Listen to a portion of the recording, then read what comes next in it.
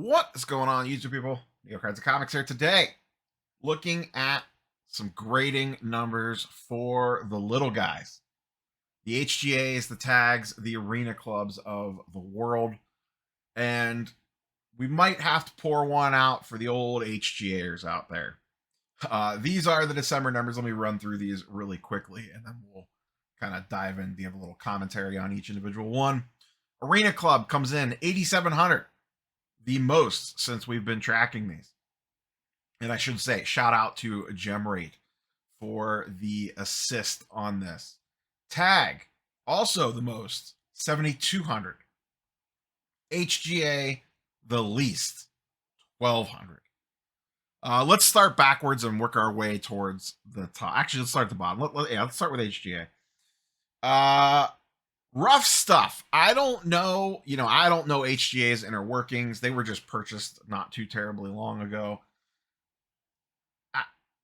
1,200 seems like not a lot of cards to be grading. Like I said, I don't have a look inside the old books down there at HGA, but my prediction last year was they would not make it to see 2024. I was wrong. They have seen 2024. Do we think they make it out of 2024? We've beat this horse to death. They were one of the ultimate pandemic companies along with StarStock. And they just reached for the moon way too soon. Very similar to StarStock.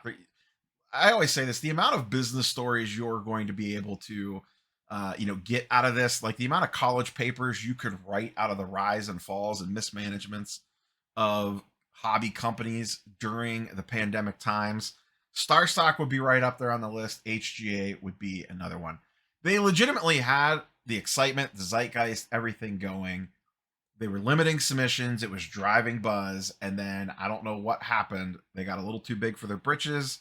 They wanted to reach for the moon. They were feeling financial pressure. I don't know. But they let it get off the rails. And when your company's slogan is, where X number of days means X number of days, and then you start missing that window, that's the beginning of the end. And then corners started getting cut. Multiple large mistakes happened that they got the ire drawn onto them for, and that's all she wrote pretty much for them, even though they changed hands multiple times. Some crazy ownership stuff with them at one point in time as well. They came out with that video on how the AI works, and it was just a disaster. They just could not get out of their own way. It sucks. It sucks to see. You don't want to see these companies fail. And in the end, more competition is ultimately better for everyone all around. We see what happens on the comic book side, where CGC basically has the market held hostage as the only real major player in the grading space.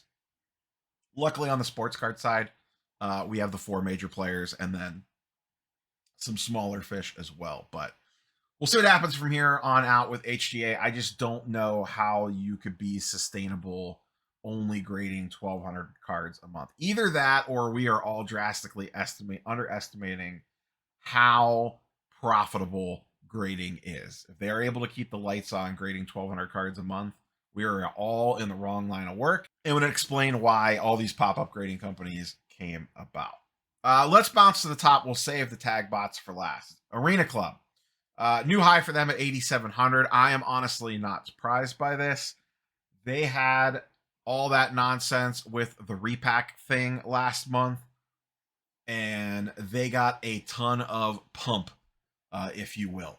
All the social media influencers, I shouldn't say all, a ton of social media influencers were out there pumping the repack product. That obviously brought a lot of eyes to the website, which would naturally bleed into grading at some point as well. I've never used the platform. I've poked around on the repack thing just to kind of get my feet wet. I didn't buy anything, but just to kind of like get a feel for how it works and whatnot. They have their own marketplace thing going on over there. I can't trust their grade at all. To me, this is my personal opinion. Any card in their slab I would treat as raw value. That I would probably say the same for HGA. It would basically be PSA 9, BGS 9, SGC 9, CGC 9 value is where I'm going to treat it. I think this company is more about the marketplace and the trading than it is about the actual grading and now the repacks, apparently. But they do continue to put up good numbers. A lot of that has to do with the price point. They run specials. It could get extremely cheap to air quote grade cards with them. Last but not least, Tag. They also saw a pretty decent bump up from 5,900 to 7,200. Not surprised by this number at all, as they now have their Tag X platform, which is basically the slimmed down version of the 1,000-point scale. Now, we don't know, what percentage is Tag X versus S, but I have to imagine they are cranking out a lot more Tag X orders. The whole reason behind that was to streamline operations to be able to grade more cards per month. And it seems like mission accomplished on that one. Like I said, I would love to know what their breakdown is of S versus X is, especially as we move further and further away from that announcement. I forget the exact date of when that announcement was made, but 7,200. We don't also have the details of like the breakdown between sports and TCG and all that. We don't have the full gem rate numbers. We just have total pop report numbers. I believe they just started doing TCG fairly recently, so most of that probably is sports cards. But like I said, not surprised to see that bump up given the X rollout. Still seems like a lot of mixed results on that from the Tag hardcore on, the X thing. A lot of people are understanding of it. A lot of people are frustrated by it because they like the 1,000-point scale. To me, Tag X feels like what this thing was always destined to be, not the 1,000-point scale. It just doesn't seem like it was scalable. Like I said, I don't understand if your AI and your grading system is that good, why you have to spend so much time human QAing it. That's been my number one question out of all this with the whole X versus XS nonsense that they've rolled out. We will see where things go from here. Like I said, S seems to be where they've always wanted this to kind of end up. And this feels like their eventual path, for their little grading cubicles and stuff like that they want to do. I was curious just to kind of see how Tag has been selling compared to PSA. So I did pull up, I just kind of picked some cards at random that ended within the last week or so that I could find comparable PSA comps at equal times as well. That's always the trick when you're doing these things, is that you want to make sure the cards that are selling have equivalent comps around the same time of sale. It doesn't do good to show, oh, well, this card sold for this price, but in this other grade it sold for this price, but the prices are a month apart. That doesn't do anybody any good. Let's go ahead and pull up some of these and just look at a few. I tried to grab a little bit of everything here. It's hard to find a lot of examples in Tag because they just don't transact quite as often, and a lot of the cards that they transact in are just oddball cards, to be quite honest with you. First up, Ken Griffey Jr. in a PSA 9, 89 upper deck. Everybody knows this card. Everybody loves this card. These transact a billion times a day in PSA. We got a 178, a 215, a 188, and a 199. A Tag 9 sold just a couple days ago for 117. So about a 50% discount, give or take. Next up, something a little bit more modern. We have a Julio Rodriguez 2022 Topps Chrome update. Auto in a Tag 10. Sold December 21st for $500. This was a best offer. The Griffey was an auction, but this one was a best offer accepted. It was listed for $549. So they got near full asking price.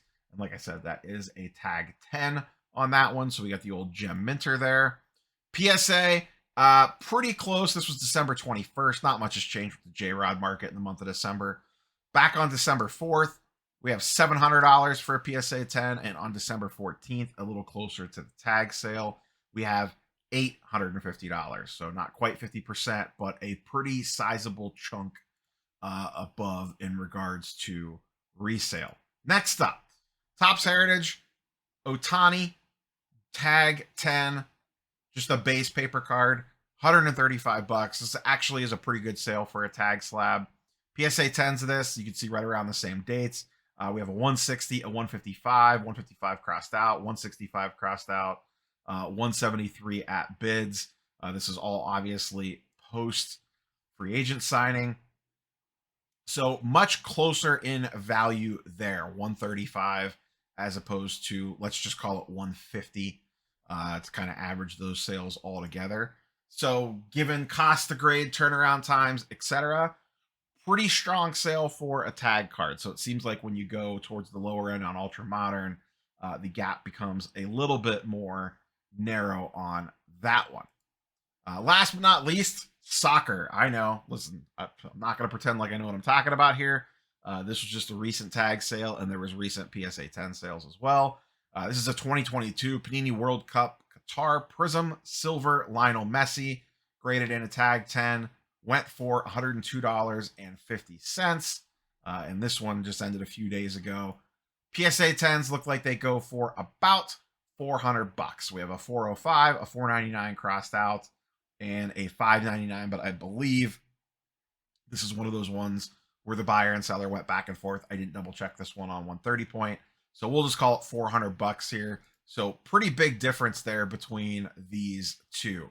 Maybe this was a good case of snagging this, cracking it, and sending it over to PSA for the increased bump in sales value. And ultimately, this is what's going to make or break any grading company, how you compete on the secondary market, because if the gap is so large, it's going to cap you on the number of cards that you could get. A lot of people will use companies for PC, and that is all well and good, but can you get enough cards just grading PC cards if they're not liquid on the secondary market? The other thing I don't know in regards to like selling tag, are they easy to move? We used to talk about this back in the day when SGC was still trying to get their feet under them, that it was, you could have, even with it at a discounted price, the SGC slab would be difficult to move because a number of people would just not want to own that slab. I don't have any firsthand experience dealing, trading, negotiating on tag slabs. So if someone down in the comments below wants to fire away in regards to the market perception of tag, let me know, or let us know down there in the comments. If you take these to a trade night or to a show, or try to work with a dealer to sell, or whatever the case might be, are people looking at you like you have three heads? Are they just curious because it's tag slab, or do they actually want to acquire the card? So that's what we got for the emergent grading numbers, and like just a quick little peek at what tags selling for on the secondary market. We will continue to take a peek at these every month just to kind of see how they are doing. I am very interested to see how HGA continues to do. I am very interested to see how the tag X and S split work out for them. And, is Arena Club basically just a marketplace at this point? That's all I got for you, boys and girls. We'll catch you on the next one. Peace.